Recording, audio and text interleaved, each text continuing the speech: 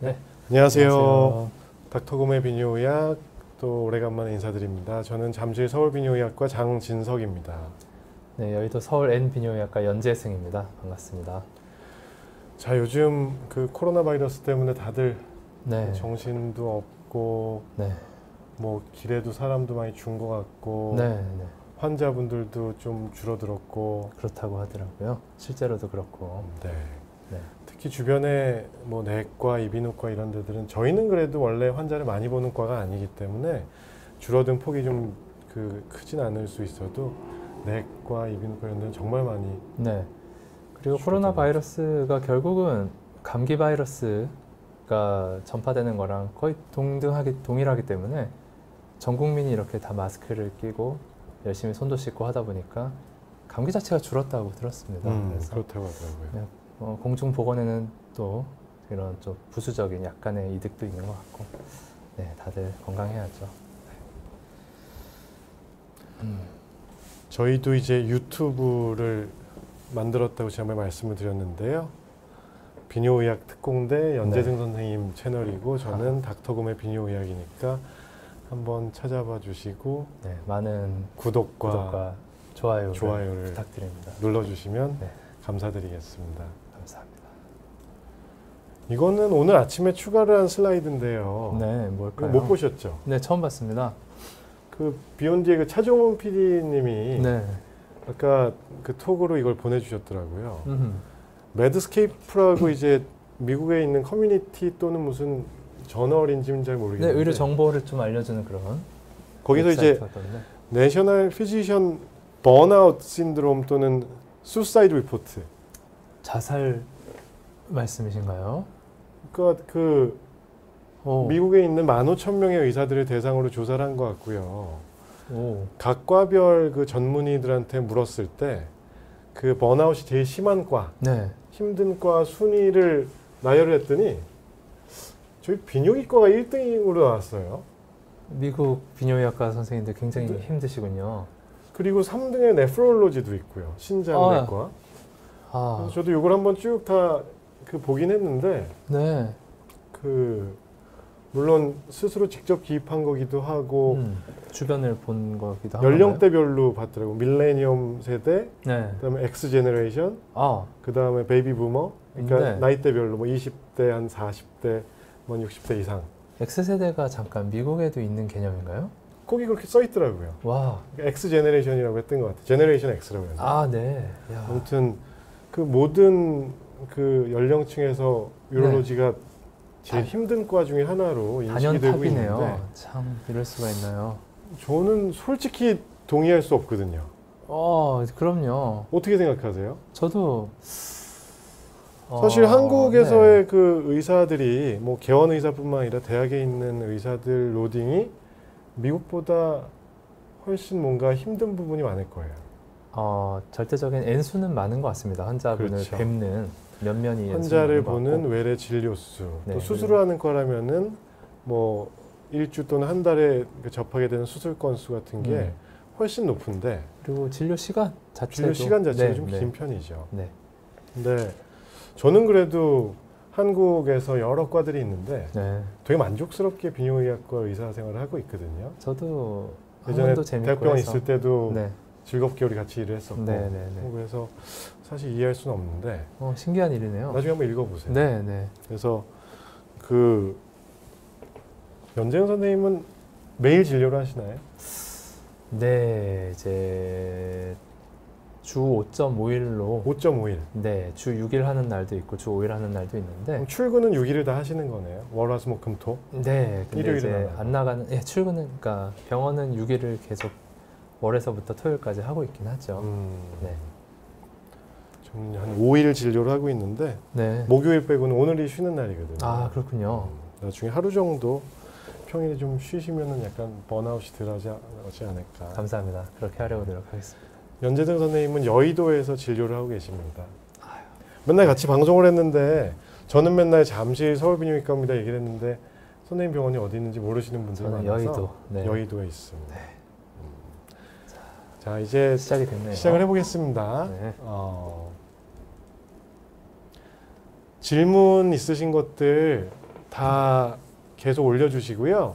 저희 PD님들이 앞에 정리를 해서 한쪽 모니터 이렇게 적어주시고 계시거든요. 그래서 이쪽 보고 저희가 왔다 갔다 하면서 하나씩 말씀을 드릴게요. 네.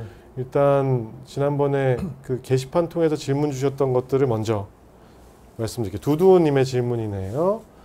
남성 성기 헤르페스에 대한 지식을 듣고 싶습니다. 2015년 12월 성기 헤르페스 확진돼서 비뇨기과 진찰 후에 레이저 수술을 받았어요. 조금 재발을 안 했는데 다시 재발 가능성이 있을까요? 성관계를 어떻게 해야 될지 경부암 HPV 백신 주사가 헤르페스 환자에게 재발 방지에 좋다고 하는데 확실하게 알고 싶습니다. 라는 질문을 주셨어요. 이게 저는 같은 분이 질문을 해주신 부분이라고 한다면은 네.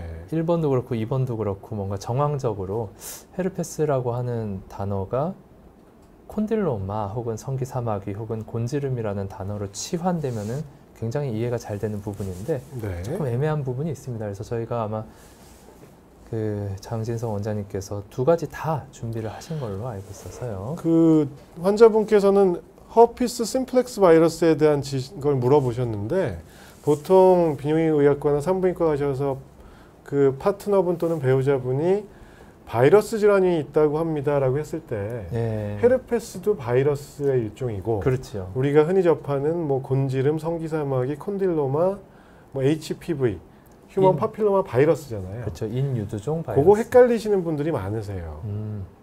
저는 일단은 이 질문은 뭔가 그 HPV하고 좀 혼선이 있지 않으셨을까? 네, 명칭에 조금 차이가 있는 것 같습니다. 그래서 일단 두 가지를 다 내용을 준비를 했는데요.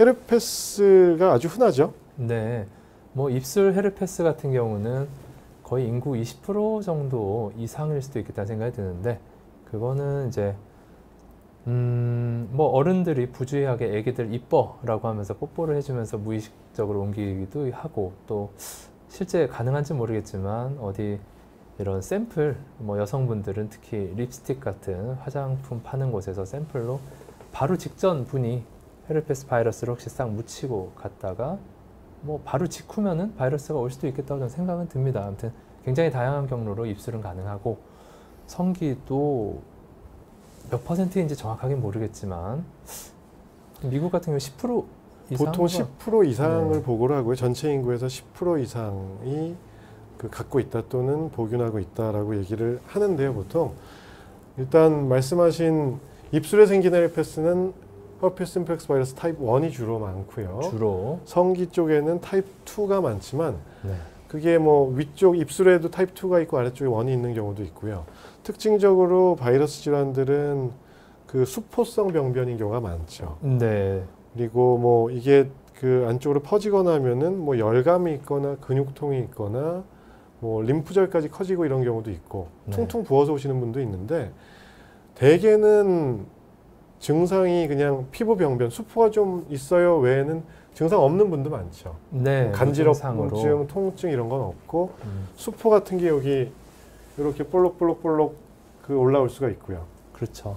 이렇게 입술이든 성기든 이렇게 병변이 있는 시점 그리고 병변이 올라오기 전에 전구 증상이라고 약간 뭐 찌릿찌릿 혹은 약간 간질간질 이런 특징적인 증상이 있을 수 있는데 그 전구 증상 타임 시간대부터 병변이 있는 시점 그리고 병변이 완전히 다 사라지고 나서도 얼마 기간 동안에 증상이 없는데도 그 바이러스가 흐른다 약간 피부에 남아있는 경우도 있다고 해서 이렇게 무증상 흘림 상태일 때 본의 아니게 그 상대에게 이게 전파되는 경우도 있다고 되어 있습니다. 그래서 조금 아쉬운 일이지만 이게 그 전 세계적으로 사람들이 많다 보니까 그 백신이라도 만들려는 노력이 큰 제약회사 같은 데서 많이 이루어지고 그렇죠. 있었는데요. 이 바이러스가 숨어 있을 때는 신경절에 숨어 있고 굉장히 복잡한 모양을 하고 있다고 합니다. 한번 이렇게 살펴보다가 면역력이 좀 떨어진다 싶으면 피곤하다 싶으면 한번 샥 나오는데 그 갭이 좀 커서 백신 만드는데 좀 어려움이 있다고 되어 있긴 한데요. 앞으로 어떻게 될지 모르겠고 뭐 딴 얘기지만 그 조스타박스 이런 그렇죠. 그 수두 때문에 생기는 대상포진 그게 헤르페스 타입 3인데요. 이거는 뭐 확실하게 되어 있는 건 아니지만 그런 접종을 했을 때 재발률이 좀 줄어든다라는 얘기도 있는 것 같고. 그런 보고가 있긴 한데 아직 네. 그 온전히 검증된 건 아니기 때문에 그렇죠. 일단은 그 헤르페스 바이러스를 예방할 수 있는 백신 주사는 없다. 아직은 없습니다. 그러면은 앞으로 헤르페스가 진단이 되신 분들은 어떻게 지내야 되냐? 뭐 아까 무증상 흘림 현상도 얘기는 하셨지만 대개는 이렇게 수포병변이 올라와 있는 경우에 관계를 하면은 전염성이 있거든요. 그래서 그 잘 관찰을 하시다가 물집 수포가 올라오면 빨리 가까운 비뇨의학과 산부인과 가셔서 치료를 받고 딱지가 지고 다 떨어지고 나면은 대개는 전염성이 없습니다. 그리고 극도로 피곤하거나 면역 기능이 떨어지면은 또 올라올 수는 있지만 그거에 대해서 너무 두려워하지 않으시는 게 좋습니다. 대개 어떤 분들은 이게 뭐 불치병 아니냐, 이거는 평생 안고 살란 말이냐, 관계도 못하는 거 아니냐 얘기를 하시지만 뭐 어떻게 보면 감기하고 비슷할 수도 있어요. 네. 네.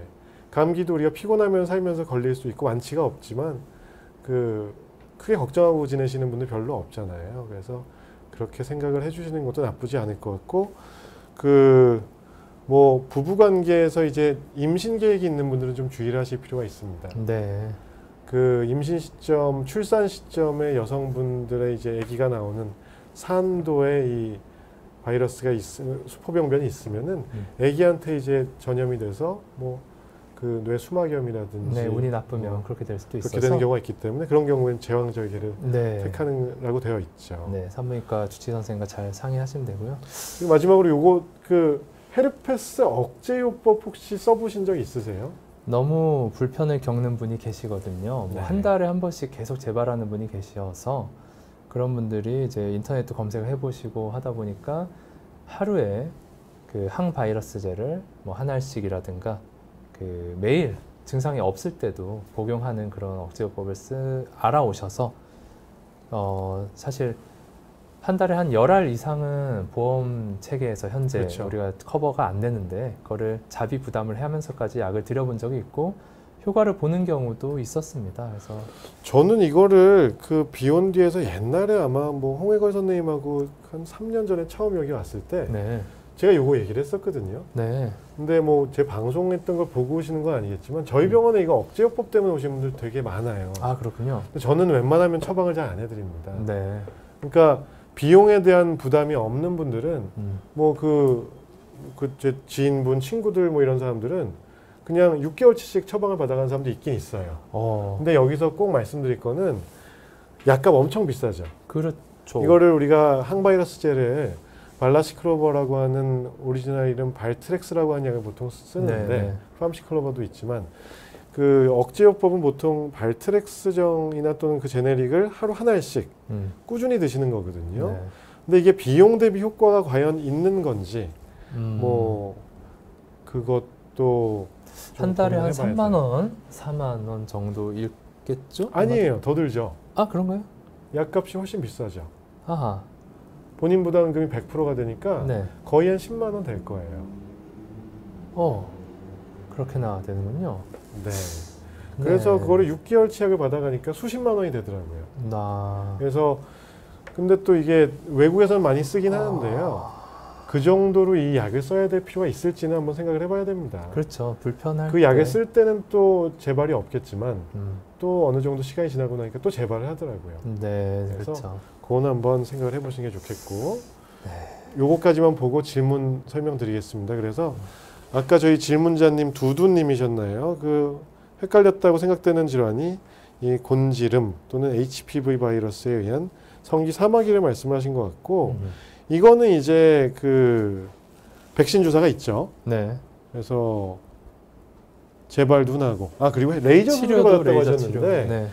헤르페스일 때는 대개 레이저 수술을 하지는 않아요. 그렇죠. 그래서 약으로 약으로 보통 치료하는 드리는 정도죠. 거고 레이저 수술을 받았다는 거는 이 곤지름 또는 성기 사마귀일 가능성이 높습니다. 네, 맞습니다. 수술적 제거, 레이저, 전기 소작술, 냉동 뭐, 치료. 그렇죠. 뭐 바르는 것도 있습니다. 작은 곤지름인 경우에는 이렇게 면역을 증강시켜서 바르는 것도 있는데 조금 오래 걸리고 피부에 염증이 생길 수 있어서 뭐 상황을 봐서 결정하는 편이죠. 네. 그래서 요거에 대한 질문을 일단 정리를 하고 네. 지금 질문 주신 것들 말씀드릴게요. 이상한 나라 앨리스님. 정관 수술했는데 임신 가능성 있나요? 정관 수술을 하고 나서는 보통은 저희가 확인할 수 있는 방법이 있습니다. 잘 되었는지, 그 수박에서 씨가 사라졌는지 확인하는 게 보통 수술 후 2개월이나 3개월 후에 정액 검사를 해봅니다. 거기서 정자가 무정자 상태로 바뀌었다, 없다라고 하면은 잘 됐다고 보는 거고요. 그게 쭉 유지된다고 가정했을 때는 임신 가능성이 없죠. 근데 간혹 수천 분의 1 확률로 정관 수술 후에 무정자를 확인한 후에도 수년이 지났을 때 갑자기 이유 없는지 모르겠지만 모종의 이유로 정관들끼리 다시 들러붙으면서 재개통이 되어서 뜬금없이 늦둥이가 생기는 경우가 있다고는 합니다. 저는 직접 그런 케이스를 본 적은 없는데요. 저도 아직 한 번도 본 적은 없고, 그 임신 가능성은 그 정관 재개통이 되는 게 저도 한 0.1% 정도 설명을 드리거든요. 1000명에 1명 꼴이라고. 굉장히 많은 건데요, 그죠? 제일 중요한 거는 수술 후에 2, 3개월 후에 한 15회에서 한 20회 정도 사정을 배출을 해주시고 정액 검사를 꼭 수술하신 병원에 가서 받아보셔야 돼요. 그래서 문제가 정자가 없는 무정자 상태가 된 걸 확인을 해야 안심하실 수가 있습니다. 네, 그리고 그다음에 앨리스님 다시 아이가 초등학교 4학년이 되는데 성기 쪽이 아프다고 하는데 포경 수술 해야 되나요? 뭐 초등학교 4학년 친구가 성기 쪽이 아프다는 게 뭐 귀두나 포피의 염증 외에 별다른 게 잘은 없죠. 그죠? 대개는 큰 문제 없을 거고요. 건강하게 커온 친구 자녀분이시라면은 귀두 포피염 일단 의심해 보실 수 있고, 안쪽에 염증이 있어서 포경수술 안 돼 있는 상태에서 염증이 올 수는 있는데, 포경수술에 대해서 저희가 여러 번 다뤘는데요. 무조건 수술을 권유한다는 얘기 아니고, 초등학교 4학년이면 저는 좀 더 있다가 해도 된다고 말씀을 드리거든요. 한 5학년, 6학년 봐서 염증이 너무 자주 재발을 하거나 추후에 염증 어떤 방지, 감염에 대한 위험성을 낮추기 위해서 수술하는 것은 권장을 하고, 무조건 해야 되고 그런 상황은 아닙니다. 그래서 현재 상태를 한번 비뇨기과과 가셔서 전문의 선생님하고 상담을 해보시면 좋을 것 같습니다. 네, 한번 보기는 해야죠. 네. 그리고 아까 아래쪽에 헤르페스 관련된 게 있었던 것 같은데요. 텐피그님, 헤르페스 1형, 2형 교차될 수 있나요? 교차라는 표현이 좀 그렇긴 한데요. 뭐 위치에 대한 교차라면 위치에 대한 교차라면 당연히 가능하겠죠. 네. 타입 2가 입술에 생길 수 있고 타입 1이 아래쪽에 생길 수도 있고, 그리고 검사에서 좀 애매하게 나오는 경우도 있긴 합니다. 그래서 뭐 교차라고 표현하는 게 맞을지 모르겠지만 사실 약도 사용되는 게 똑같고요. 임상 양상도 사실 비슷하기 때문에 뭐 그 수포 같은 병변이 있으시면은 일단 그 병원을 한번 찾아서 검사를 해보시는 게 좋겠습니다. 네. HT림님 또 헤르페스 관련된 이야기인데요. 팜시클로버 아까 제가 잠깐 말씀드렸는데 대상포진 때문에 먹었던 항바이러스 제고, 헤르페스에도 같은 항바이러스를 쓰나요? 네, 그죠? 맞는. 그러니까 항바이러스제가 우리가 갖고 있는 게 많이는 없죠. 뭐 에이즈 바이러스, 뭐 간염 바이러스에 대해서 어떤 칵테일 요법이라든가 항바이러스 제제가 또 많이 있게 되는데, 이렇게 헤르페스라든가 아까 대상포진 바이러스가 결국은 수두 바이러스고 그게 헤르페스 타입 3라고 말씀드렸는데 다 이제 친척들인데요. 거기에 쓰는 거는 이제 많이 들어보셨겠지만 아시클로버라는 그렇죠. 게 이제 거의 아주 대중적이고 많이 사용하는 항바이러스제인데, 반감기가 좀 짧아서 하루에 많이 그러니까 자주 먹어야 되는 그런 좀 단점이 있어서 그 다음에 팜시클로버라는 그걸 조금 개량해서 만든 게 나왔고, 마지막에 나온 게 이제 발라시클로버라고 해서 아까 말씀드렸던 발트렉스 같은 약인데, 그건 이제 좀 편해졌죠. 하루에 2번 먹으면 되는 거니까 같은 종류를 많이 이렇게 쓰게 됩니다. 같은 종류가 맞습니다. 외용제는 아시클로버 제제를 주로 쓰고요. 먹는 약은 3종류가 있는 아시클로버, 팜시클로버, 발시클로버 3종류가 있는데 다 바이러스 약으로 쓰일 수 있다라는 얘기고요. 곤지름의 경우 지금 말씀 주신 냉동 레이저 전기 소작 중 가장 이상적인 치료 방법은 무슨 방법일까요? 작은 한 곳의 부위일 경우에. 선택일 것 같습니다. 네. 냉동은 그 바이러스가 레이저나 전기 소작을 하면 아무래도 연기가 좀 연무가 날리고 바이러스의 작은 그 파티클들이 공중에 떠오르게 되는데, 물론 저희가 굉장히 고성능의 그 베이큐움 흡인기를 이용해서 석션기를 갖고 네, 있죠. 석션을 하지만 그래도 그게 다른 피부를 이렇게 좀 번진다든가 임상적으로는 괜찮은 것 같은데요. 그런 게 좀 찜찜하다라고 하면 냉동이 좋긴 하겠지만 냉동하면 오래 걸리겠죠. 한 번으로 끝나지 않고 떨어질 때까지 몇 번. 그 백큐움 디바이스를 그런 목적으로 쓰는 건가요? 저는 이제 저는 제 프로텍션, 의료진의 프로텍션을 위해서 쓴다고 생각을 합니다. 거기에 있는 모든 휴먼의 프로텍션이죠. 네네. 그러니까 곤지름 같은 거 많으신 분들 저희가 전기 소작기로 보통 많이 하는데, 그러면은 그 살타는 냄새와 함께 그 연무가 많이 날리거든요. 그리고 곤지름은 혈관이 주변에 많이 그 형성된 부위라서 제거를 할 때 출혈이 꽤 많이 날 수가 있으세요. 그래서 큰 병변이거나 개수가 많으면은 레이저로 지혈 잘 안 되거든요. 그래서 그럴 때는 그 곡소 마취 리도카인 같은 걸로 하고 전기 소작기를 쓰는 게 제일 좋고요. 작은 한 곳일 때는 뭐 셋 다 가능할 겁니다. 교과서적으로는 다 그 1차 치료 동등하게 써 있지만 그 아마 경험해 보신 분이나 시술을 해 보신 분이라면 대개는 전기 소작을 많이 할 것 같습니다.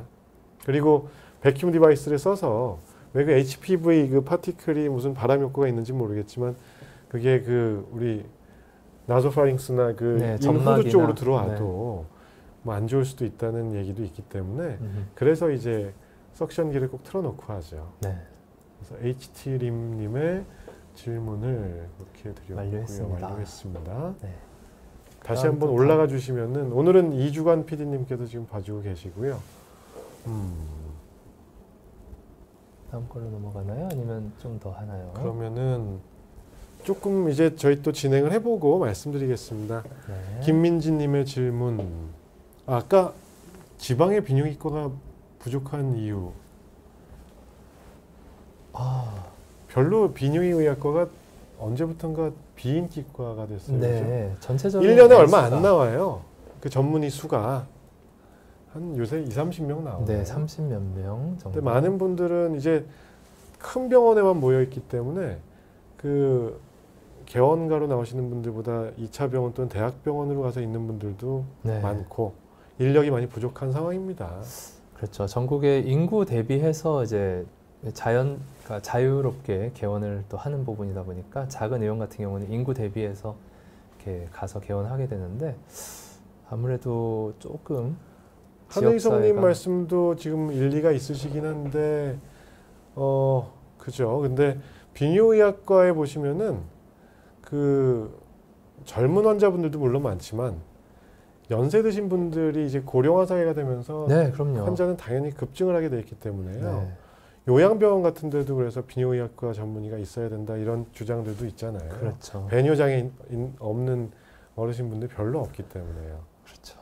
그리고 아까 민채블리님이 의사셨나 보네요. 저는 자주 들어오시는 분으로 알고 있는데 그 비뇨의학과 오시는 거에 대해서 아까 물어보셨는데 저는 추천하죠.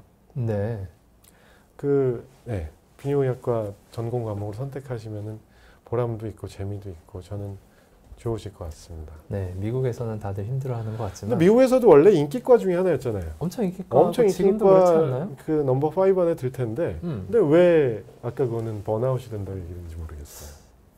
그건 좀 이해가 안 되네요. 네. 네, 한국에서는 그 인기가 별로 없는 거예요. 네. 이거 갑자기 이쪽 질문이 계속 들어와서 컨택트님 수도권 사는데 전립선염 병원보다 성기학대술 시술병원만 보입니다. 만성 전립선염 환자는 어디 갑니까? 저희 병원 같은 데 오시면 되고요. 네. 그 광고를 많이 하고 뭐 그래서 이제 그 남성 병원 또는 수술 전문 병원들이 눈에 많이 띄실 수는 있는데 훨씬 많은 포션이 진료 보는 비뇨기과 선생님들이 훨씬 많으세요. 네, 한번 살짝 검색해 보시면 검색을 굉장히 많이 해보거나 있습니다. 저희가 비뇨의학과 의사회 같은 거를 1년에 한 번씩 모임을 전국적으로 하면은 진료과 위주로 보시는 분들이 훨씬 많습니다. 네. 그래서 잘 찾아보시면은 지역에 그래도 웬만큼들은 있으세요. 수도권에는. 네. 그래서 지역에 좀 별로 없는 게 문제죠.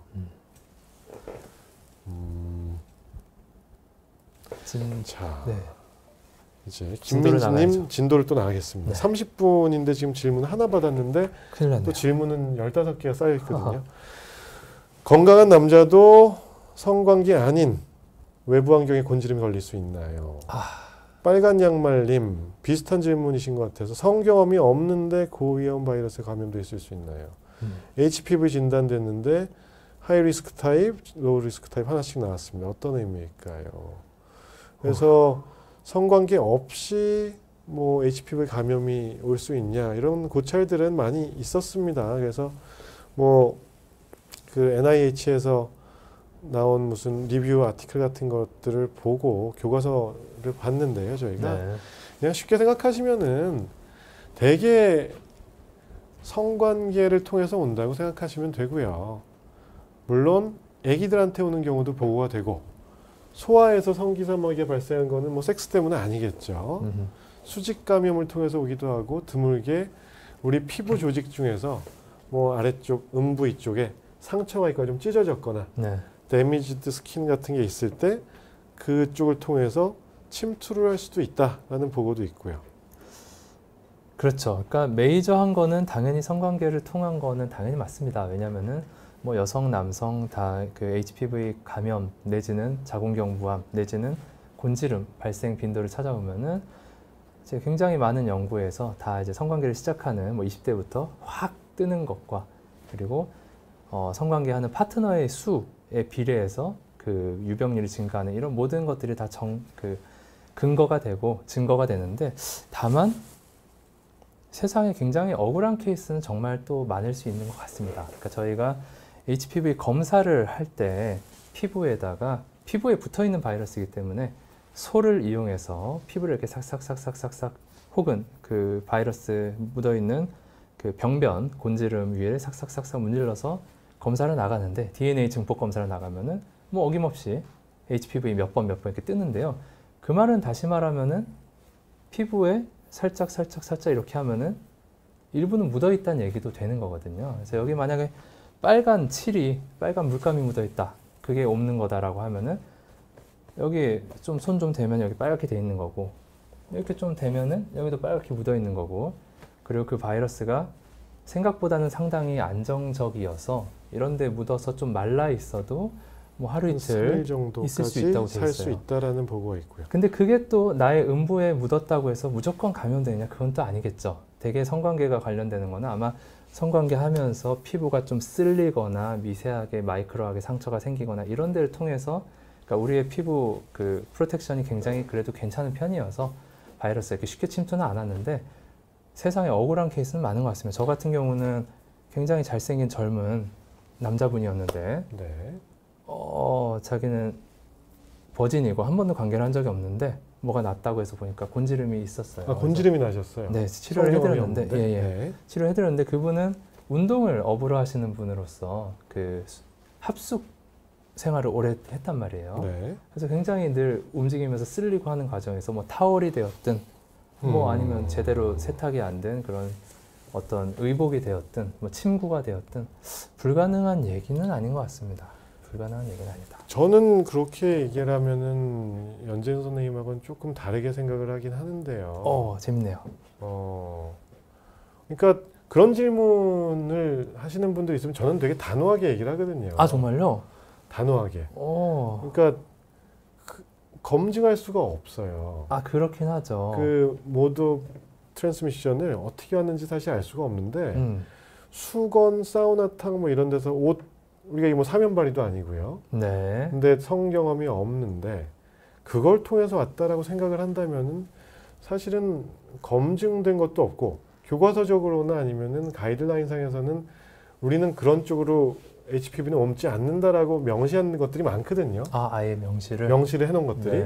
그러니까 그거를 우리가 한번 받아들이기 시작하면은 환자분들이 그 걱정이 돼서 아무것도 못 하실 수가 있어요. 아까 얘기했던 무슨 수직 감염이라든지 네네네. 상처가 났을 때 뭔가 다른 루트를 통해서 왔을 수는 있지만 그러니까 이게 수건으로도 옮을 수 있다, 사우나탕에서 옮을 수도 있다, 뭐 운동복을 그럼 헬스장에서 공용 운동복 써도 옮을 수 있다라고 생각을 해버리면은 그렇죠.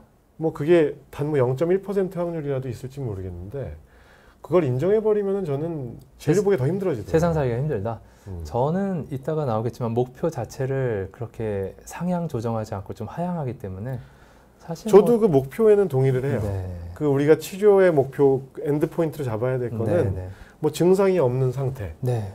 더 무슨 중한 병으로 진행하는 거를 막기 위한 그렇죠. 마인드를 갖고 있어야 되는데 네. 그 보통 그런 거를 걱정을 많이 하시기 시작하는 분들은 그것 때문에 이제 결혼하기도 힘들고 그렇죠. 성관계도 따릉이에도 못 있을 하고, 수 있잖아요. 따릉이 운동도 못 하고. 네. 그래서 그 일단은 그거는 좀 그 논의가 논란의 여지가 필요하죠. 있을 것 같고요. 네네. 그다음에 그 여기 요 그 아티클에서 나온 거에서는 증상이 없는 감염의 90%까지 자연 소실이 된다는 연구도 있어요. 자연 소실은 되죠. 그렇죠. 네. 그러니까 90% 정도까지 된대. 네. 1년 안에. 1년 안에. 네. 그러니까 그 얘네들이 이걸 어떻게 리뷰를 한 거냐면은 네. 남자들이 곤지름을 확진하는 방법이 있나요? 스크리닝 테스트가? 확진 못하죠. 없죠. 네. 여성분들은 팝스메어 같은 걸로 그것도 분비물로? 확진은 아니겠죠 아마도. 그러니까 스크리닝 상당히 테스트는 높게. 되죠. 네네네. 상당히 높게. 네, 그러니까 선별검사법으로 네. 유용한 게 있는데 남자는 그게 없다는 얘기예요. 아까 연재영 선생님이 얘기했던 뭐 페인트가 물감 여기 묻어서 며칠 남아 있을 수도 있는 거 아니냐. 네네. 그런 식으로 검사했을 때 그 그냥 정상 성인 남성 여성에서 유병률이 어떤 연구에서는 뭐 전체 인구의 5%, 많게는 60% 그렇게 네. 보고된 것들은 다 그렇게 검사를 했던 거예요. 그렇게 그렇게나 차이가 난다면 정말 근데 이건 그게 알 수 없다. 교과서적으로 그 확인된 인정된 선별 검사법은 아니거든요. 그러니까 M1 피부를 긁는 거죠. 그렇죠. 각질을 묻어 뭐가 있을 있건 테니까. 없건. 혈액 검사는 없고. 남자는 곤지름이 확진이 되려면은 병변이 보이거나 제거를 해서 병리과로 조직 검사를 보내야 될 거고 거기에서 이제 병리과에서 판독이 나오면은 이제 확진이라고 부를 수 있겠지만 그 뭐 무증상 감염에 대해서 너무 그 걱정은 안 하셔도 될 것 같다. 그렇죠. 그런 맥락에서 감염제 손가락에서 검출되기도 했다. 뭐 이런 게 얘기가 나오는 것 같고요. 그래서 이게 HPV 대처에 대한 얘기는 저랑 연재현 선생님 비슷할 거예요. 바이러스가 없는 상태를 입증할 수도 없고 현실적으로 힘들 수도 있어요. 그래서 이거는 평생 아까 헤르페스도 비슷했는데 네. 이건 나 평생 안고 살아야 되냐. 완치됐는지 어떻게 확인하냐. 병변은 없는데 네. 확인하기 힘들죠. 없죠. 네. 확인할 방법이 없어요. 그냥 임상적으로 없다라고 추정을 할 뿐이죠. 네. 그래서 바이러스 그 피부를 긁어서 하는 바이러스 검사법을 저도 많이 답답한 분들은 많이 하시게 되는데 그게 양성이 뜨면은 그거는 거의 있다고 볼 수 있지만 없다고 나왔을 때는 20에서 30% 놓치는 거짓 음성일 수가 있기 때문에 그렇게 되면은 완전히 확진을 하는 그런 검사법으로서의 그런 가치는 조금 없는 편이라고 볼 수 있겠고 그래도 뭐 가끔 이제 1년이 됐으니까 한번 체크해보고 싶다 이렇게 오시는 분이 계십니다. 그럼 저는 해드리고 만약 안 나오면은 예전에 나왔다가 안 나오면은 20, 30% 놓쳤을 수 있겠지만 없어졌을 가능성도 꽤 있겠습니다 라고 하면서 마음을 편하게 하는 것도 괜찮은 것 같습니다. 그 루틴하게 권하지는 절대로 않고요. 이 그 병변이 없는데 피부를 긁어서 이제 PCR 검사를 통해서 보는 확진법이 그 공인된 방법이 아니지만 얘기하신 대로 있으면 있는 거예요. 네, 있으면 있는 특이도가 높은 거죠. 네. 민감도는 좀 떨어질 네. 수 있죠. 네. 있는 걸 못 찾을 수는 있어도 있다고 나면 뭔가 있는 거다라고 볼 수는 있고요. 저는 이 바이러스가 없는 것 자체가 좀 힘들다고 생각을 한 게 여러 가지 문헌이 있겠지만 그 딱 통시적으로 공시적으로인가요? 아무튼 딱 잘라서 전 세계 인구를 보았을 때 남녀 아마 20% 30% 정도는 HPV 200여 종 중에서 한 40종 정도가 음부에 감염이 쉽게 되는데 우리가 신경 쓰는 것들이요. 그게 적어도 하나 이상 있는 사람은 진짜 20, 30%다. 이건 국내 연구인데요. 네. 여성에 대해서만 검사를 한 건데 18에서 29세 성적으로 액티브한 연령이죠. 이 여성들의 49%가 HPV 40개 중에 하나는 갖고 있었던 엄청 놀랍지 않습니까? 이게 물론 완벽한 연구라고 말할 수는 없겠죠. 언제나 그 빗둘림이라는 게 있으니까. 근데 한 군에서는 이렇게 49%나 검출됐다는 거는 거의 2명 중 1명이기 때문에 나 HPV 없고 바이러스 없고 정말 깨끗해라는 건 물론 좋은 일이지만 뭔가 하나 검출이 됐다고 해서 나는 그럼 성병을 갖고 있다. 굉장히 지금 뭔가 안 좋은 상태다라고까지 생각하면은 세상에 너무 많은 분들이 힘들 것 같고 그래서 저는 기준이 일단 곤지름은 좀 없었으면 좋겠고요. 그거는 쉽게 보이는 거고 레이저 치료도 가능하니까. 그리고 암이 없었으면 좋겠는데 그거는 이따가 또 말씀 더 해주시겠지만 백신이 좋은 게 나와 있어서 그거는 그렇습니다. HPV에 대한 얘기는 얘기하자면 정말 끝도 없는 것 같아요. 1시간짜리 있죠. 자궁경부암 예방접종은 의사들 사이에서는 그냥 컨센서스는 다 있는 것 같아요. 뭐 감염내과 선생님이건 피부과 선생님이건 비뇨기과 산부인과 선생님이건 그래서 자궁경부암 예방접종은 여성분들은 당연히 맞으실 것을 권장을 하고 그럼요. 남자들도 요즘 많이 맞는 추세입니다. 네. 옛날에는 26세 이전에 맞아야 했지만 지금은 연령대가 조금 더 확대가 돼서 한 35세 정도까지는 맞는 게 득이 더 많다라는 많은 연구들이 있고 네. 기존에 있던 뭐 서바릭스 그다음에 가다실 4 그다음에 가다실 9까지 해서 얘네들을 다 맞았을 때 얘네들 6번, 11번이 곤지름을 상당수를 일으키고 로우 리스크 타입일 거고 네. 16번부터가 이제 하이 리스크 타입 또는 인터미디에이트 리스크로 가는데 얘네들 가다시 9을 접종을 했을 때 한 90% 정도의 자궁경부암 예방 효과가 있다라고 네. 알려져 있고요.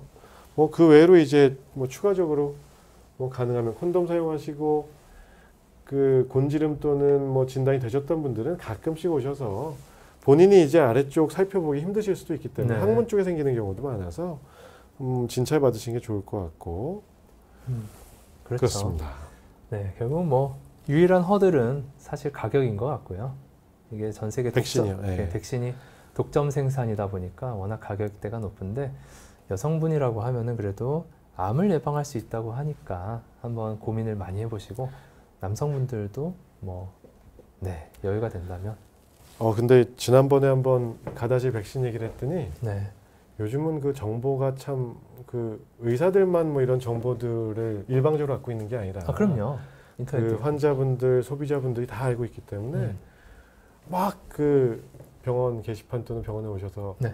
문의 주시고 얘기하셨던 분도 있어요. 이 백신 주사의 어떤 음모론, 음모.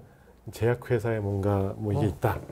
근데 사실은 그 뭐 저나 연재현 선생님 같은 사람들은 그런 거에 별로 관심 없고요. 네.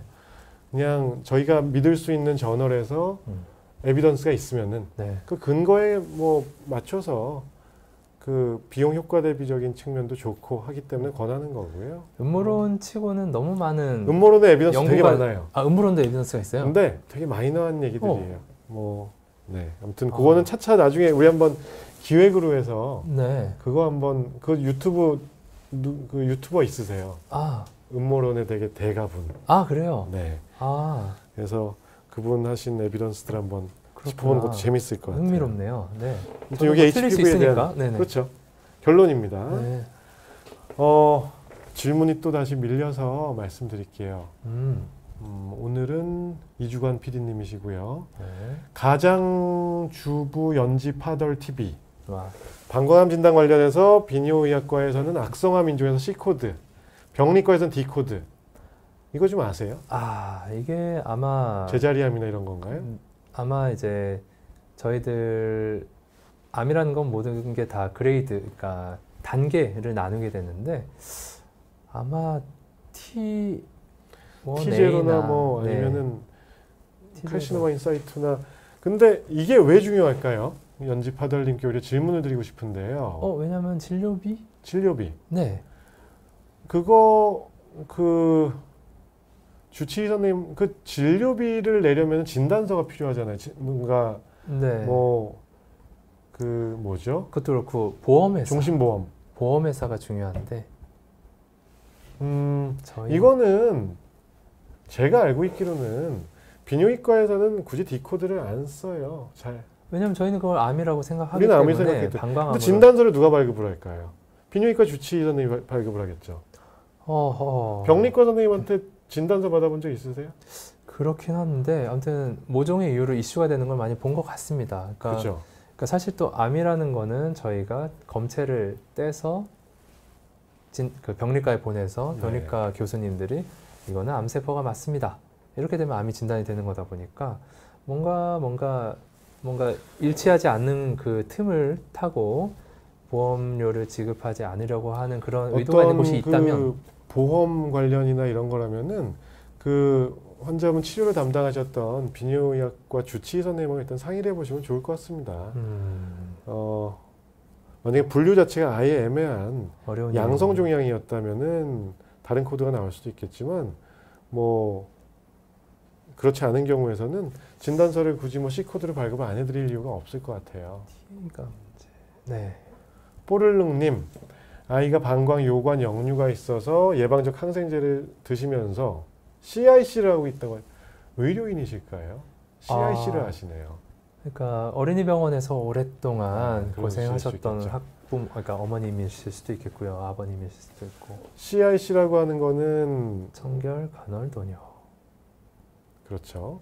간헐적으로 그 자가 배뇨가 잘 안 좋거나 어떤 신경계통에 이상이 있거나 잔뇨가 많이 남는 환자 환아에서 수시로 주기적으로 깨끗하게 소변을 빼주는 거거든요. 요도를 통해서 관을 넣어서요.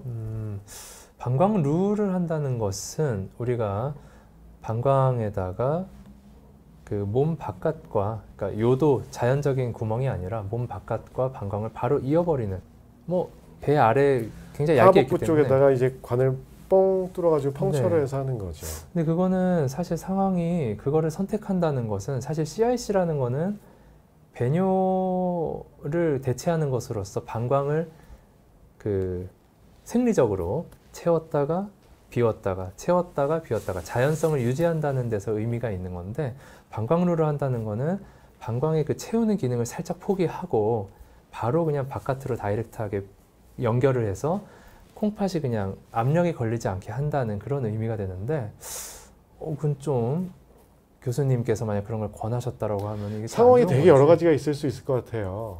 네, 왜 그럴까? 네, CIC가 어려울 수도 있겠고. CIC가 잘 안 되고 환자 요도가 하나 다치고. 본인 또는 보호자분이 하기 힘들으셔서 그럴 수도 있고, 요도 손상이 와서 그럴 수도 있고, 다른 요인으로 아래쪽 뭐 수술 전에 이거를 길을 하나 만들어 놓고서 뭐 네. 요도를 고쳐줘야 되는 경우도 있고, 뭐 여러 가지 상황이 있을 거거든요. 네, 얼마 안 드시는데 몸이 붓는다라고 하는 거는 분명히 이제 배출이 잘 안 되고 있다고 봐야 될 것 같고요. 신장 기능도 살펴봐야 될 것 같고요. 네, 이건 참 어려운 부분이네요. 제가 그래서 저 질문을 일단 끝내고, 예. 베티 데이비스님, 남한테 장염 옮아서 신우신염이 뭐 장염으로 해서 신우신염이 직접 가지는 않겠죠. 뭐 장염을 일으킬 만한 대장균이나 이런 것이 신우신염이 될 수 있는데, 남한테 옮은 거라기보다는 아마 자생적인 내가 가진 대장균이 나한테 들어가는 경우가 아마 더 많긴 할 겁니다. 다만 뭐 아까의 뭐 유레아 플라즈마라든가 이런 외부에서 올 수 있는 세균으로 인한 신우신염도 원인 세균이 많을 수 있으니까요. 세균의 종류에 따라서 내세균 혹은 딴 데서 들어온 세균, 그거를 뭐 나눌 수 있을 것 같은데요. PD님 요거 그 유튜브 글 써주신 걸 위로 올릴 수도 있나요? 뭔가 얘기가 막 오고 가고 있는데 저희가 못 봐가지고 여기를 무슨 논란의 여지가 있는 게 있는지. 네, 거기서 다시 내려가 주시면 되고요. 네, 잠시만요. 함익병 선생님이 유튜브 영상에 항문 성기 끝부분 입코 눈, 뭐 맞는 말씀이세요. 그런 거 좀 이따 이제 나오는데요. 트로피즘이라고 해요. 바이러스에도 여러 가지 종류가 있고, 그 휴먼 파필로마 바이러스 아까 HPV도 한 200여 가지가 되죠. 네, 굉장히 많죠, 종류가. 그 중에 얘네가 다 성기, 뭐 성병, 자궁 경부암을 일으키는 것이 아니라 아래쪽에 잘 살고 있는 녀석들은 40여 가지가 네, 되고, 40여죠. 그 중에서도 남자한테 잘 사는 애가 있고 여자한테 잘 사는 애가 있고 또 위치가 또 있어요. 그런 걸 우리가 트로피즘이라고 하는데, 영어로 한국말로 뭐라고 그러죠? 뭐 친화성이라고 해야 선호도? 될지. 친화성? 네, 뭐 그래서 굴성, 네. 네, 그 스킨의 어떤 피부의 조직의 특성 또는 뭐 그 습한 정도 뭐 이런 거에 따라서 각각 바이러스가 살기 좋아하는 환경이 있다고 합니다. 그래서 그런 걸 말씀을 주셨다고 생각이 되고요. HPV 치료법. 치료법. 남자 기준으로 말씀을 드릴게요. 저희 아까 성기 사마귀 얘기하고 있으니까요. 네. 기억하실 거는 아래쪽 잘 확인하시다가 뭔가 사마귀 같은 병변이 있거나 하면은 빨리 수술적으로 제거를 하는 거고요. 그 다음에는 꾸준히 재발이 있나 없나 보시는 거고 네.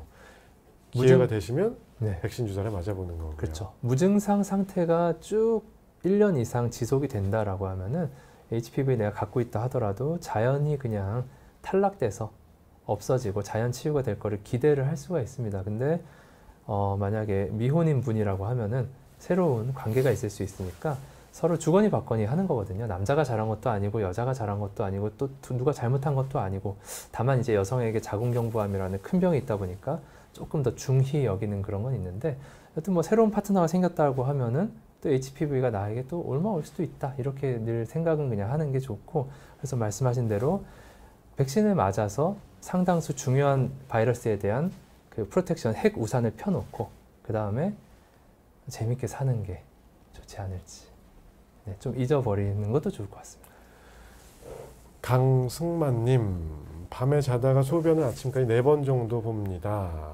비뇨기과 가보시는 게 좋을 것 같고요. 물론 연령이 어떻게 되시는지 모르겠지만 그 20, 30대 또는 뭐 10대 때라도 화장실을 4번 가는 거는 일단 이상이고요. 뭐 전립선 비대가 있는 50세 이후에서도 야간뇨가 있을 수는 있지만 일단 횟수가 많고 네. 무슨 문제가 있는지 비뇨기 쪽에 장기에 문제가 실제로 있는 건지 또는 어떤 불면증과 연관된 또는 뭐 수분 섭취 습관에 관련된 건 아닌지 생각을 해보시고 일단은 자기 전에는 수분을 좀 줄여보시는 걸로 해볼게요. 야간뇨가 심하신 분들은 야간 수분 섭취 제한이라고 하는 행동요법을 씁니다. 네. 그래서 자기 전에 2시간 정도는 뭐 입 축이는 정도로 물을 쓰시는 게 좋을 것 같습니다.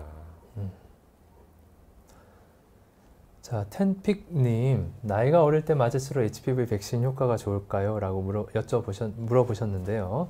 HPV, 현재 가장 그 최신 HPV가 40개 중에서 9개 커버하는 가르다실 9이라고 하는 건데, 근데 25%밖에 커버가 안 되긴 해도 굉장히 잘 골라놓은 것이라서요. 아까 말씀하셨듯이 25%요. 40개 중에 9개. 네네. 그래서 그 자궁경부암은 90%. 사마귀도 거의 반 이상이 예방이 되는 부분인 건데요. 아까 보여드렸던 도표 기억하실지 모르겠지만 연령이 이제 높아지면서 사람이 누적된 파트너의 수도 많아지고 일단 성관계를 시작하게 되고 20대 초반에 보통은 그러다 보니까 조금 더 어릴 때 특히 뭐 청소년기에 맞으면은 애초에 우산을 딱 펴고 위험한 거를 탱탱탱탱 튕겨낼 수 있는 건데 이미 감염이 뭐 돼 있다. 9개 중에서 예를 들어 3개 감염이 돼 있다 하더라도 언제든 맞아도 상관이 없습니다. 왜냐하면은 그걸 맞으면 일단 항체는 생기고 그리고 아까 말씀드렸듯이 증상 없이 남자든 여자든 시간이 흐르면은 그 이미 감염된 바이러스들이 알아서 자연 치유가 될 텐데 없어지고 나서는 그 만들어 놓은 해구산을 펴면서 다시 프로텍션이 되는 겁니다. 어릴 때 효과가 더 좋은 건 맞는데 성인 돼도 맞는데 의미는 충분히 있고 그 뭐 25세 이하, 35세 이하 권장을 하는 거는 이제 전 국가적인 의료비를 이렇게 따져보고 이해득실을 따져봐야 되는 그런 정책적인 결정할 때 그런 거고요. 제 눈앞에 있는 환자분을 대상으로 할 때는 맞으면 일단 도움은 됩니다. 도움은 되는. 네, 뭐 그렇죠. 너무 이게 좀 그런가? 아니 그 되게 어렵게 설명을 하시길래 네. 일단은 어렸을 때 맞을수록 좋겠죠. 네. 성 경험하기 전에 맞을수록 좋을 거고 백신이란 건 예방 효과가 있으니까요. 그러니까 당연히 일찍 맞을수록 좋고 만약에 어떤 특정 타입이 있다 하더라도 네. 뭐 요즘 연구에 의하면은 일단 다른 타입은 예방이 될 것이고 그렇죠. 그 특정 타입이 재발하는 어떤 율도 낮춰줄 수가 있기 때문에 네. 일단은 백신 주사는 있건 없건 맞는 거를 권하는 걸로 되어 있습니다. 네. 자, 그다음에 한진성님, 창모윤님 그 질문 받고 또 넘어가 보죠, 뭐. 네. 아, 똑같은 거구나. 네. 안녕하세요. 비세균성 전립선염 판정받고 6주가 지났는데 6주 동안 약물 치료를 받았습니다. 현재는 증상이 없는데도 불구하고 병원에서는 조금 더 약을 줄여가면서 오라고 하는데 증상이 없는데도 약을 복용해도 되나요? 아, 이것은 굉장히 약간 각 이제 의사분들의 각자의 경험과 각자의 철학에 따라 다른 것 같은데요. 저는 제 환자분들 뵐 때도 증상 없을 때는 약이 끊어도 좀 괜찮다라고 말씀드리는 편이긴 한데 이런 경우도 있습니다. 이게 전립선염이라는 게 저는 불났다고 좀 표현을 많이 하는데요. 그 세균이 있다고 하면은 불내는 그 방화범위 있는 것이고 세균이 없다 그러면은 뭐 하늘에서 벼락이 떨어지든 여러 가지 이유로 비세균성이 생기는 건데 잔불이 좀 남는 경우는 있어요. 그러니까 지금 증상은 사라졌는데 약을 일찍 끊었다가 그러니까 조금 더 오래 마무리했으면은 금방 재발 안 할 거를 약을 일찍 끊었다가 금방 재발하는 경우를 아마 그 의사 선생님은 많이 뵙지 케이스를 보지 않았나 싶어서 그렇게 말씀하시는 것 같은데 여튼 이거는 좀 정답은 없을 것 같습니다. 정답은 없을 것 같아요. 선생님들마다 치료 방법이 되게 다양합니다. 아마 한진성우님 저랑 이름이 같으셔서 예전에도 한번 질문 주시지 않았나 싶은데요. 비세균성 전립선염은 재발도 아주 흔하고 어떤 선생님들은 4주 딱 치료하고 끝내기도 하고요. 교과서적으로는 12주까지 치료해도 되는 걸로 되어 있고 이름은 비세균성이지만 항생제 치료가 도움이 된다는 연구도 많기 때문에 그렇습니다. 항생제를 계속 초반에 주시는 선생님도 있고 균이 없으니까 안 써도 된다. 여러 가지 치료 방법이 있는데 약 종류도 아마 저희가 지난번 한 달 전 시간에 전립선염 다뤘었는데요.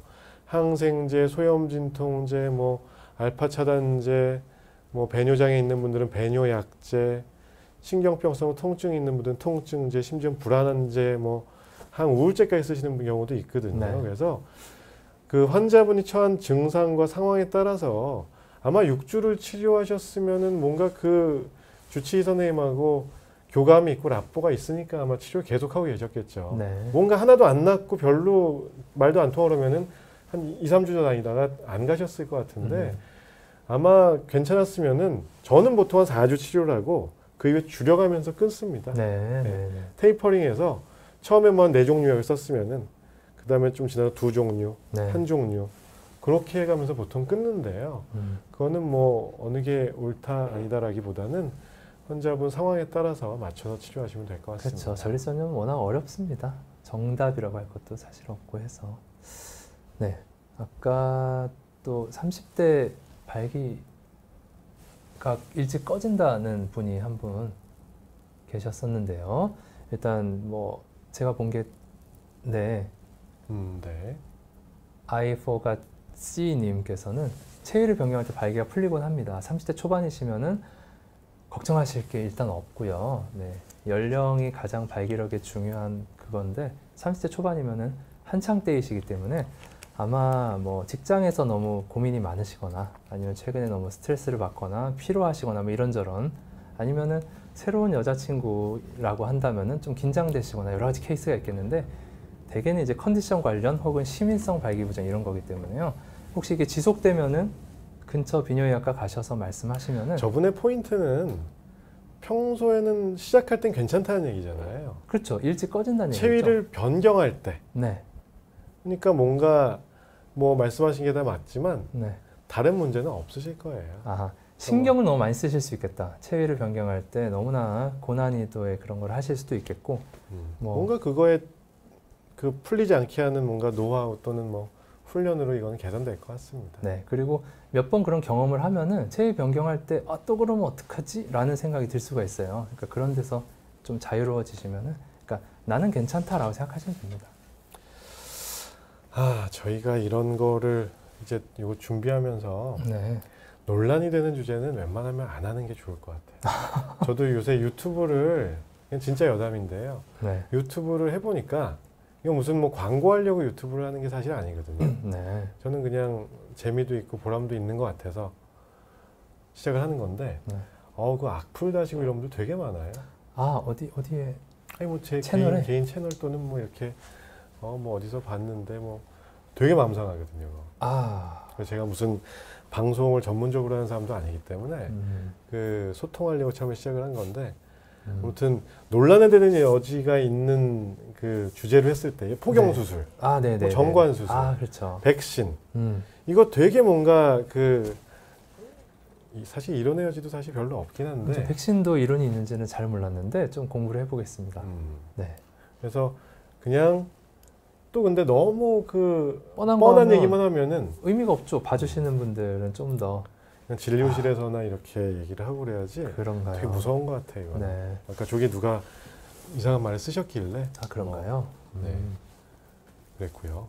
이동희님이라고 저기 악플 신경 쓰지 마세요 하신 분이 질문 하나 주셨던 것 같아요. 얼마 전에 그 질문 어디 있었는데. 그런가요? 잠깐만요. 일단은 근데 시간이 돼버렸으니 오늘은 다행히 다음 타이밍에 그 뭐죠? 그 강동 선생님이 안 프로그램이 계시니까 없나요? 조금만 더 하고서 아이고 PD님은 퇴근을 또 하셔야 하지만 최대한 빨리 5분만 끝내겠습니다. 더. 그리고 PD님한테 그 건의를 했었는데 저희가 질문을 이렇게 하다 보면은 뒤에 있는 내용하고 이게 맞지 않잖아요.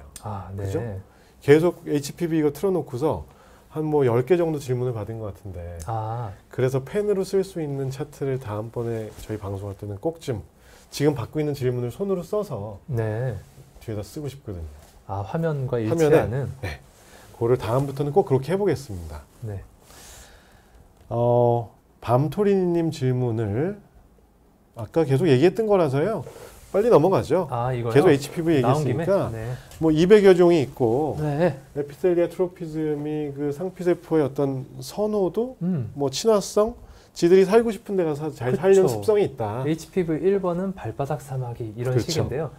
완전히 꼭 그런 건 아니겠습니다. 지극정성을 다해서 HPV를 바르면 딴 데도 생길 수 있겠지만 선호하는 곳이 있다. 그리고 음부에 40여 종 이런 애들이에요. 요 네. 숫자들. 이게 검사 결과지에 이렇게 나오는 건데 참고해 주시면 되겠고요. 네. 그래서 아까 백신이 3종류가 있다고 말씀드렸는데 처음에 이제 서바릭스라고 하는 게 여성들한테 나왔었죠. 16, 18번을 예방을 하고 네. 70% 정도 자궁경부암 예방 가능하다고 했고 그 다음에 요 두 가지에다가 요거 두 가지에다가 사마귀까지 남성들한테 주로 생기는 6번, 11번은 주로 남자들한테 많이 생깁니다. 16, 18은 남자한테 잘 생기질 않아요.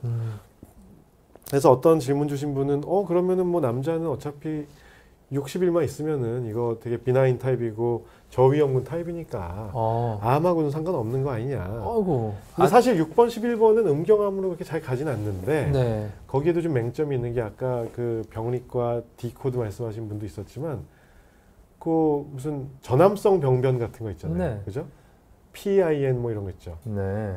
남성도 그리고 네. 음경암, 항문암 네. 이런 게 굉장히 드물지만 근데 61번이 음경암을 직접 이것도 고위험군 때문에 생겼죠. 그렇죠. 고위험군 때문에 생기죠. 네. 드문 고위험군이 왔을 때 생기는 걸로 되어 있는데 60일도 전암성 병변은 충분히 올 수 있다고 되어 있기 때문에 네. 그 무슨 피나일 인트라 에피셀리알 네오플라즘 뭐 그런 것들 그 있기 때문에 아무튼 예방하는 게 좋고요. 네. 그다음에 가다실 9이 가이드라인이 좀 바뀌어서 이제 남자건 여자건 가다실 9을 추천하려 돼 있는 것 같아요. 그렇죠. 이게 지금 70%인데 상당히 높지만 나머지 5개가 나머지 자궁경부암의 20% 정도를 담당합니다. 국내에 특히 또 58도 많다고 되어 있는데요. 그렇죠.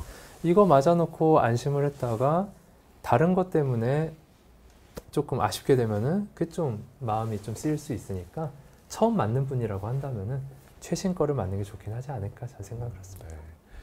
백신 가격이 25만 원, 뭐 가격은 사실 비급여 항목이라서 병원마다 틀리겠지만 25만 원은 약간 비싼 것 같네요. 1회요? 1회당 말씀하신 거 사춘기 넌지는 대개 요즘은 뭐 다 그게 거의 비슷비슷해서 네. 뭐 25만 원보다는 저렴하게 맞으실 수 있을 거예요. 네. 그것도 경쟁을 하고 있습니다. 네. 네. 자 그러면은 네. 네, 아까 똑같은 말씀드렸던 이야기입니다. 얘기니까요. 네. 여기서 이게 미국 질병관리본부 제가 맨날 인용하는 그 자료긴 한데요. 남자한테는 승인받은 HPV 테스트가 없어요. 여성분들은 레귤러 팝 테스트를 권장을 하고요. 팝 테스트가 뭐죠? 그 자궁경부 네. 도말 검사 이런 거잖아요. 그렇죠. 작은 면봉 같은 거를 이렇게 살짝 해서 액체를 포집해서 DNA 검사를 하는 거겠죠. 그리고 그 전에 자궁경부암에 이상 세포가 있는가 보는 병리 검사도 그게 아마 이제 팝 테스트가 될 거고 네. 그 팝 테스트 검체로 이제 바이러스 검사도 할 수는 있다. 네. 네. 사타구니 완선 이건 별거 아니니까 아까 사타구니 고환 쪽 가렵다고 하신 분 있으셨거든요. 그쪽에 피부 질환들 많이 있습니다. 체부 백선 완선이라고 하는 뭐 곰팡이균 때문에 생기는 경우도 있고 그리고 피부염 그쪽에 습진도 뭐 습진, 있고요. 알러지성 습진, 접촉성 피부염 뭐 이런 것들 잘 생깁니다. 네. 그 겨드랑이 쪽에도 잘 생길 수 있고. 네, 접히니까요. 축축하고 혹은 겨울에 이제 너무 또 건조하면은 그러니까 너무 건조하거나 너무 습한 이런 환경에서도 또 잘 생기죠. 그래서 너무 심하시면은 피부과 가셔도 되고 비뇨기과 가셔도 되고 가까운 데 가셔서 진찰 받아보고 네. 대개는 연고를 먼저 드릴 거예요. 네. 스테로이드가 포함된 또는 뭐 항진균제가 포함된 연고를 써보다가 네. 뭐 좀 심하다 싶으면은 그 다음 단계 먹는 약, 뭐 주사 이런 걸 통해서 뭐 보실 수가 있을 것 같습니다. 창모유님께서 우시고 계신데 아, 예. 마지막 이쪽에 올라온 질문이니까요. 네. 어떻게 감돈 포경은 응급시에만 포경 수술이 필요한가요? 아니면 성기 모양이 감돈 포경이 될 우려처럼 보이면 포경 수술을 해야 하나요? 수술 말고 다른 방법 없는지 일단 그 연령도 좀 궁금한 부분은 있고요. 2차 성징이 다 끝나신 성인이신지 아니면 아직 청소년이신지 모르겠는데 응급시에는 당연히 그걸 풀어주지 않으면은 피가 안 흘러서 그렇죠. 음경이 다치니까 그건 당연히 시술 뭐 이렇게 살짝 째서 복원해주거나 그죠. 아니면은 그냥 수술을 해버리면 할 수 있겠지만 성기 모양이 감돈 포경이 될 우려처럼 보인다라고 말씀하신 게 왠지 제 생각에는 귀두가 노출은 되는데 노출될 때 굉장히 좁게 노출된다는 그런 말씀이신가 싶습니다. 네. 네. 아이고 이거는 이거 네. 맨날 그 제가 이렇게 하는 그 네네네. 이거 또 네. 오해의 소지를 살 수 있는 아니 정해입니다 정해. 이거 손가락으로 할 수도 있잖아요. 이렇게 아이고 있는데 이렇게 너무 졸린다든지. 아 아무튼 그 응급 상황 시에는 무슨 슬릿을 넣어주거나 포경 수술을 무조건 해야 될 거고요. 네. 성기 모양이 감돈 포경이 될 우려가 있는 것 같다는 거는 스스로 일단 우려를 하지 마시고요. 비뇨기학과 전문의를 상담을 해서 뭐 요즘은 비뇨기학과에서도 포경 수술 무조건 권하지 않아요. 네. 그리고 끝이 좀 좁다라는 느낌이시고 만약에 아직 애기시라면 그러니까 죄송합니다. 아직 2차 성징 완전히 되지 않은 뭐 소아나 그런 분이시면은 그 예전에 그 스테로이드 크림이나 그렇죠. 어떤 그런 것들을 좀 주기적으로 발라주면 거기가 조금 넓어지는 경우도 있으니까요. 병원 한번 내원해 보시면 어떨까 싶어요. 뭐 닥치는 대로 그냥 MSK님 어루러기 맞습니다. 이거 뒤에 있는 거 어루러기이고요. 그 푸른 계절님 전립선염 검사 시 정액 검사 또는 PCR이라는 거는요. 어떤 검사를 하는 방법론적인 얘기거든요. 검체의 종류가 아니고 전립선염 검사를 할 때는 보통 전립선 항문으로 손을 넣어서 마사지를 해서 요도 쪽으로 액을 받아내는 전립선 액을 받거나 또는 전립선 마사지를 한 이후에 소변을 받아서 거기에 염증이 있는지 보거나 마사지 후 그 소변 검체 또는 정액 검사. 네. 보통 세 가지 검체가 다 통용이 되거든요. 그래서 그걸로 PCR이라는 균 검출을 뭐 위한 증폭시켜서 보는 검사를 할지 말지는 상황에 따라 틀릴 것 같습니다. 네.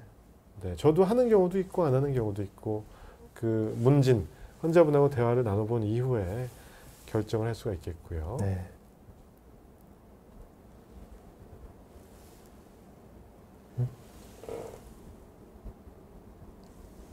네, 질문이 거의 풀려가고 있나요? 자, 그 수술 라숙자님 것까지 해야 될까요? 뭐 관련이 있으니까요. 라숙자님 네. 시술 아마 곤지름 시술이 아닐까 싶어요. 곤지름 시술을 받았는데 눈에 보이는 병변은 없습니다. 근데 1년 반이 지났는데도 아직 바이러스가 검출된다는 거는 곤지름이 재발했다는 의미인가요? 아마도 1년 반이 지난 후에 궁금하셔서 해당 병원에서 다시 한번 그 피부에서 검출해내는 바이러스 검사를 하신 모양인데요. 눈에 보이는 병변이 없다라고 하면은 일단 곤지름이라고 하는 성기 사마귀 병변이 있다고까지 말은 못하고요. 아주 마이크로하게 있을 수 있겠지만 일단 눈에 보이는 게 없다라고 하면은 증상은 없다라고 저는 말을 하고 싶고요. 다만 증상을 일으키는 바이러스는 아직 자연 치유가 되지 않고 남아 있다라고 볼 수 있을 것 같습니다. 라숙자님이 남성분일까요, 여성분일까요? 이건 남녀 다 가능하실 것 같은데요.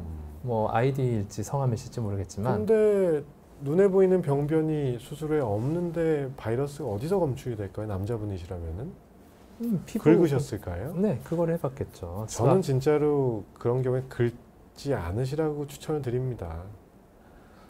정말로 그 비용도 꽤 들거든요. 검사 비용이 급여가 안 되기 때문에 긁는 검사 HPV, PCR 타이핑 비용이 드는데 굳이 안 하셔도 돼요. 걱정이 되고 정말 궁금하시면 보는 거지. 그거에서 만약에 HPV 아까 시그니피컨트하지 않으면 80 몇 번이 나왔어요. 83번 양성이 나왔어요. 뭘 하실 것 같으세요? 그 다음에 병변은 없어요. 긁으니까 나왔어요. 우린 뭐 할 수 있죠? 안심을 시켜드리면 되죠. 안심이요? 네, 시간이 지나면 더 불안해하시잖아요. 그럴 때는 그냥 검사를 안 하는 게 맞죠. 그럴 때는 저희 병원에 수술하신 분인데 자꾸 긁겠다고 하시는 분은 제가 계속 말립니다. 백신 주사는 돈 드니까 비용 설명 드리고 맞으실 거면 맞으시고 아니면 말고. 근데 자꾸 그 검사하겠다는 거는 거기 나오면 어쩌겠어요, 저희가. 그러니까 드릴 말씀이 없어서 저도 권하지는 않는 편인데. 그러니까 해결책이 없어요. 그냥 모르는 게 약일 수도 있어요, 이럴 때는. 저도 TMI라고 설명을 하긴 하는데요. 근데 알고 싶어 하는 경우도 계셔요. 그래서 그때는 저는 그냥 해드리고 괜찮다 말씀을 드리는 편입니다. 네. 아이고. 성병 검사는 소변 검사보다 정액 검사가 정확한가요? 오미곤님 좋은 질문이셔서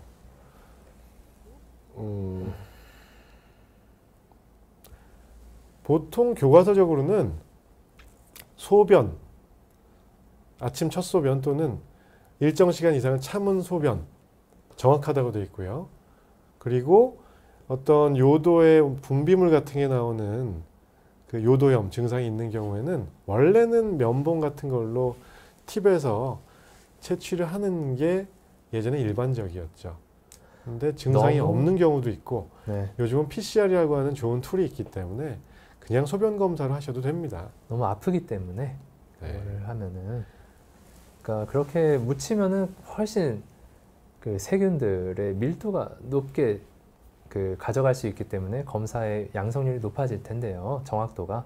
근데 요새 많이 하는 그 DNA 증폭 검사가 워낙 예민하다 보니까 정말 이렇게 쓱 흘러나오는 소변의 일부 세균들이 그냥 이렇게 묻어 있다가 떨어져 나온 그것만으로도 검사가 양성이 되다 보니까 뭐 일단은 소변 좀 참고 있는 상태니까 요도를 씻어내지 않고 조금 시간을 두면은 그 요도 점막에 세균들이 볼록볼록 하면서 생길 텐데 그걸 한번 첫 소변부터 해서 이렇게 주르륵 묻혀서 나오면 되는 거고요.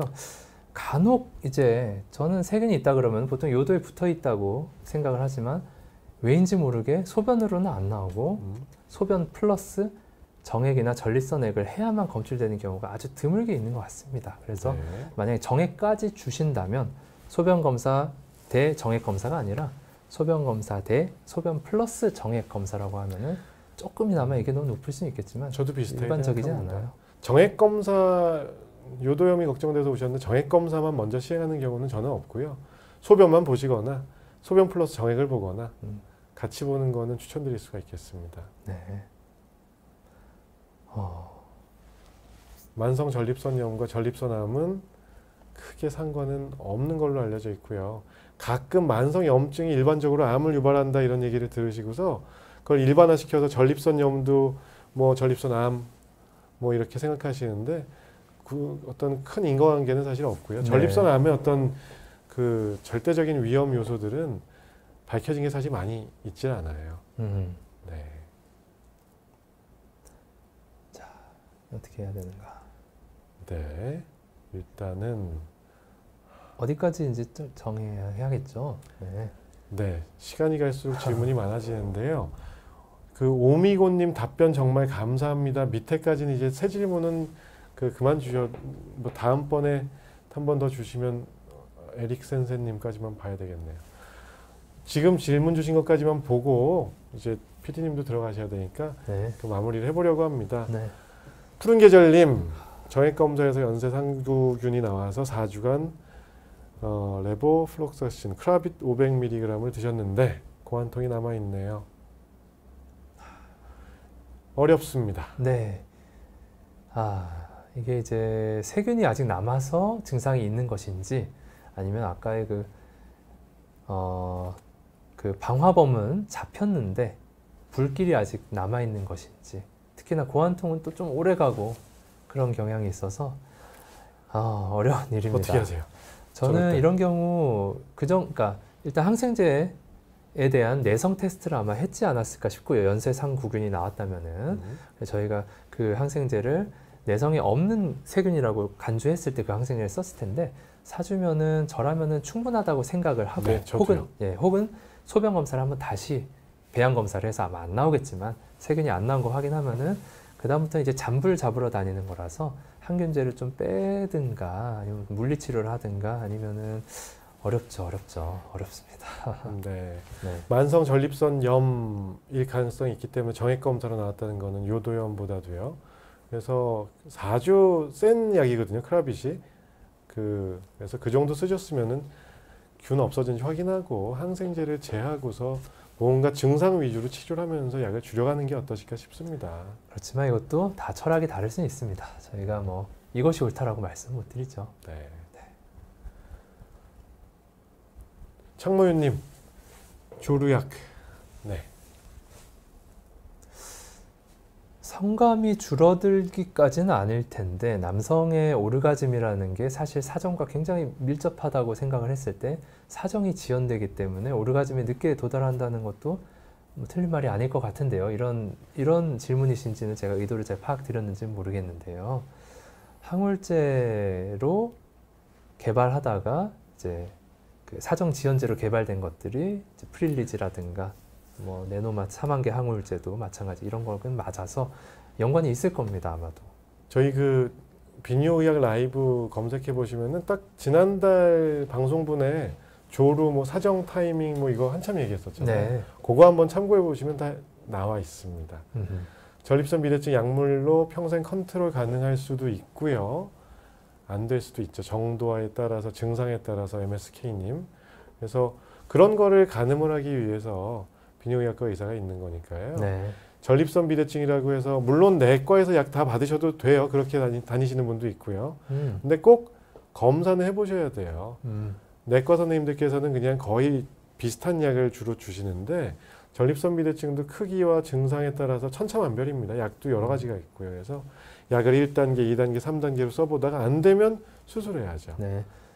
떼놓치면 신장이 망가지니까. 그렇죠. 뭐 방광과 전립선에 대해서는 저희만큼 관심 있는 사람들은 없기 때문에. 네. 근데 뭐 증상이 굉장히 평온하게 잘 유지되고 있는 분이다. 늘 똑같은 약을 받는다라고 하면은 뭐 내과에서 받으실 수도 있겠죠. 네. 그 전립선 암 수치라든가 혹은 악화되는 정도라든가 이런 거는 꼭 체크는 하셔야겠습니다만. 네. 아까 자기 전에 소변 뭐 찔끔찔끔 몇 번 보시고 밤에 깨시는 분들은 과민성 방광 또는 뭐 나이에 따라 틀리지만 뭐 그런 가능성이 일단 있으세요. 전립선염 가능성도 있고 하지만 자주 마려운 거 이런 게 특정 시간에 몰려 있다면은 과민성 방광이라는 네. 개념을 한번 갖고 계시고요. 낮에는 물을 많이 드시고 소변 텀은 한 3시간 간격으로 조절하다가 자기 전에는 2-3시간 정도는 물을 줄이시는 게 일단 좋습니다. 네. 물론 어떤 방송에서는 자기 전에 뭐 물 한 컵 먹고 자는 게 건강에 좋다 얘기를 하지만 그건 일반적인 얘기고요. 뭔가 야간요로 고생하시는 분들한테는 야간 수분 섭취를 제한하시는 게 좋을 겁니다. 네. 그리고 또 하나는 만약에 여성분인지 남성분인지 전립선 비대증이 있을 수 있는 고령이신지 아니면 아주 젊은 분인지는 모르겠지만요.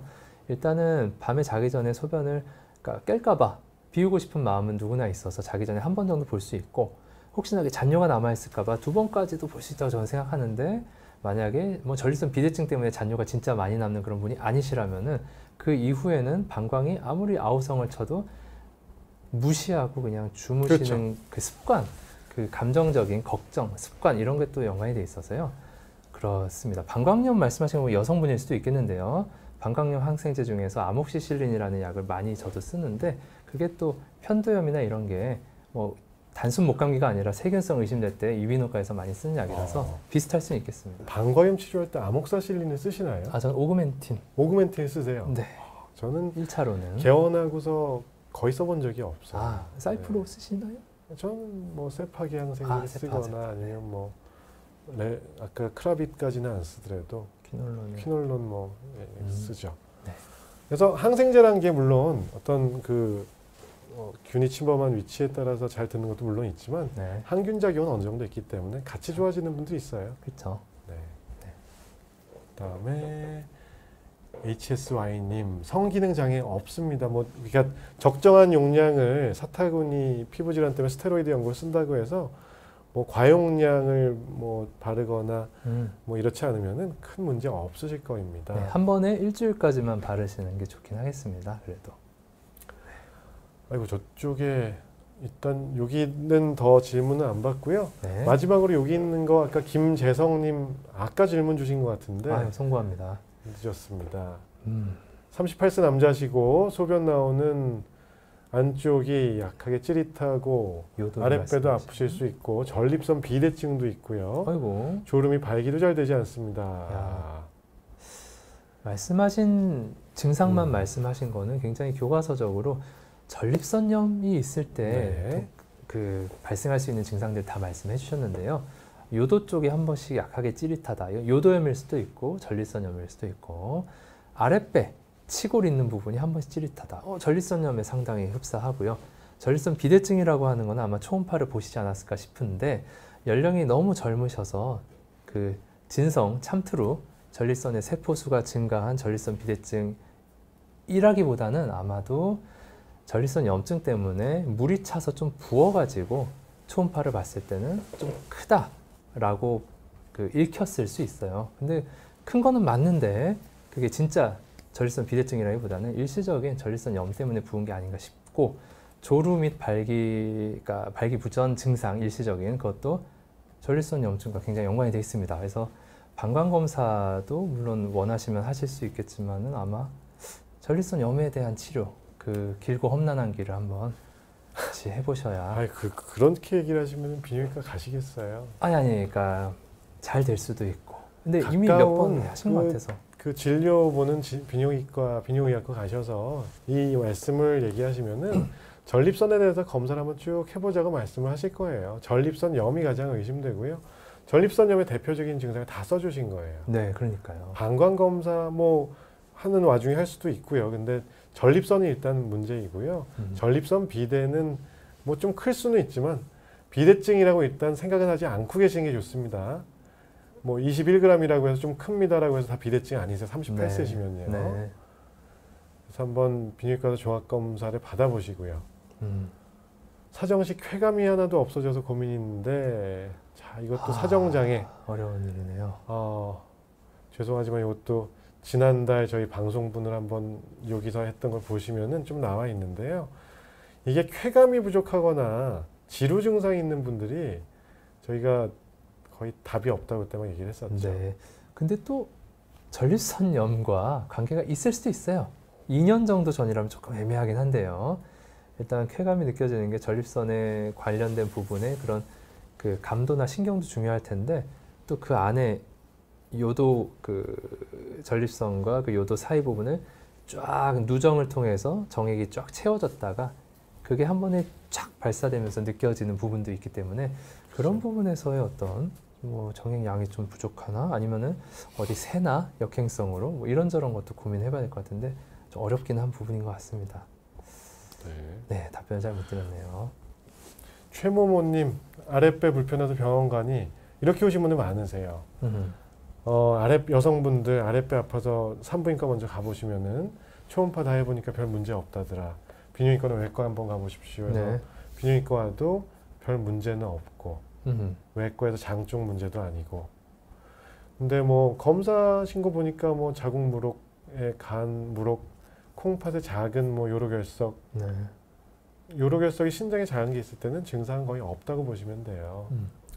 그래서 이런 경우에는 저는 그냥 그 CT를 의뢰를 해드립니다. 그렇죠. 네. 뭔가 여러 과에서 접근을 해봤는데 원인을 못 찾을 때는 한번 CT를 찍어보는 거예요. 네, 끝판왕 검사이기 때문에 CT에서 뭐 안 나오길 바랍니다. 뭐가 나오면 보통은 뭐 좀 더 큰일일 수가 있으니까 아무것도 안 나왔다 그러면은 일단 너무 답답하지만 좀 지내보는 것이죠. 그렇죠. 대증 치료라고 해서 뭐 진통제라든가 이런 거 좀 써가면서 내가 큰 병이 아니기 때문에 그냥 나아지면은 장땡이다라는, 야, 이게 좀 부끄러운 말씀인데요. 아직 모르는 부분도 저희가 워낙 많이 있고 하다 보니까 일단 굵직굵직한 중요한 질환이 한 번의 강력한 검사로 배제가 되어버리면은 그냥 너도 나도 갑자기 안심을 좀 하면서, 물론 아프신 분은 속이 답답하시겠지만 잠시 좀 지내보시면서 약을 드셔보세요. 이렇게 말씀을 저는 드리는 편인데 어렵습니다.